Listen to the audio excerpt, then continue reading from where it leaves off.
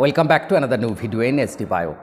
SLST পরীক্ষার date নিয়ে supreme কোর্টে যে মামলা চলছিল সেই মামলার শুনানি কমপ্লিট হয়ে গেছে। আজকে তার রায় জানিয়ে দিল, সুপ্রিম কোর্ট জানিয়ে দিল পরীক্ষা কবে হবে সেই নিয়ে আজকে তথ্য শেয়ার করব। তার সঙ্গে নতুন যোগ্য চাকরিহারা যাদের জন্য আবার উইন্ডো খোলা হয়েছিল, সেই নতুন যোগ্য চাকরিহারা কতজন অ্যাপ্লাই করলো, যারা ওই 45% কেসটা নিয়েছিল সেই তথ্য উঠে এসছে। এবং টেন্টেড টিচাররা যাতে অ্যাপ্লিকেশান না করতে পারে তার জন্য সুপ্রিম কোর্টের একটা নির্দেশ উঠে এসছে। এবং এসএসসির অ্যাডভোকেট মাননীয় কল্যাণ বন্দ্যোপাধ্যায়, তাকে যে সুপ্রিম কোর্ট তীব্রভাবে ভর্ৎসনা করা হয়েছে এসএসসিকে নিয়ে, তার যে কার্যকলাপ নিয়ে, সে নিয়েও সমস্ত কিছু ডিটেলসে আলোচনা করব। তাই ভিডিওটা অবশ্যই শেষ পর্যন্ত দেখো, ভালো লাগলে লাইক করে বন্ধুদের শেয়ার করে দিও। দেখো, এসএলএসটি পরীক্ষার ডেট নিয়ে সুপ্রিম কোর্টে যা মামলা ছিল সেই মামলায় সুপ্রিম কোর্ট সরাসরি জানিয়ে দিয়েছে যে পরীক্ষার ডেট পেছনোর দরকার নেই যদি এসএসসি চাইছে না।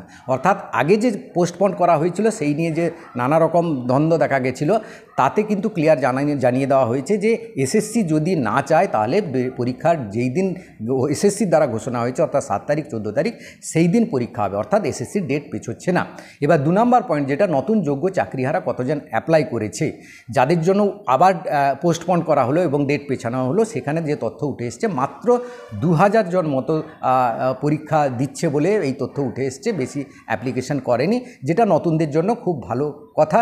এবং তাদের কম্পিটিশানটাও যথেষ্টভাবে কমলো, যেটা আশা করা যাচ্ছিল অনেক টিচার অ্যাপ্লাই করবে, কিন্তু বেশি টিচার অ্যাপ্লাই করেনি। এবার যে টেন্টেড টিচার যারা রয়েছে তারাও অ্যাপ্লিকেশান করেছে কিনা সেই নিয়ে কিন্তু সুপ্রিম কোর্ট একটা কড়া নির্দেশ দিয়েছে, যাতে টেন্টেড টিচাররা একজনও অ্যাপ্লিকেশান না করে, যদি করে তার কিন্তু চরম ভোগ করতে হবে বা শাস্তি ভোগ করতে হবে। এসএসসিকে এই নিয়ে তীব্র ভর্ৎসনাও করা হয়েছে, কারণ এর আগে এসএসসি কিন্তু হাইকোর্টে বলেছিল যে টেন্টেড টিচাররা যাতে অ্যাপ্লিকেশান করে তার জন্য তারা লড়েছিল এবং তার জন্য যুক্তি দিয়েছিল। কিন্তু এসএসসির যে এই ইচ্ছে টেন্টেড টিচাররা যাতে চাকরি পায়, এই ইচ্ছেটাকেই কিন্তু তীব্রভাবে ভর্ৎসনা করা হয়েছে। এবং এসএসসির অ্যাডভোকেট কল্যাণ বন্দ্যোপাধ্যায়কেও বলা হয়েছে যে আপনারা একজন সুনাগরিক হয়ে কি করে একজন অযোগ্য শিক্ষককে আবার নিয়োগ করার জন্য দুর্নীতির যুক্ত নিয়োগ করে যার চাকরি চলে গেছে তাকে আবার নিয়োগ করার জন্য সুযোগ করে দিচ্ছেন। এটা কখনোই সম্ভব নয়, এটা কখনোই হতে পারে না।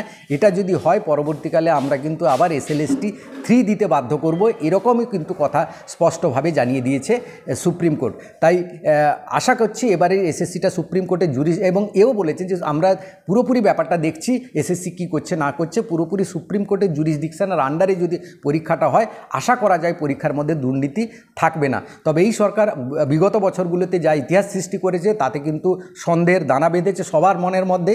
কি হবে না হবে সেটা পরে বোঝা যাবে। তো ভালো করে সবাই পড়াশোনা করো, ভালো করে পরীক্ষা দেওয়ার চেষ্টা করো। পরীক্ষার ডেট পেছোচ্ছে না, পরীক্ষা কিন্তু সেই ডেটেই হচ্ছে। Thank you for watching.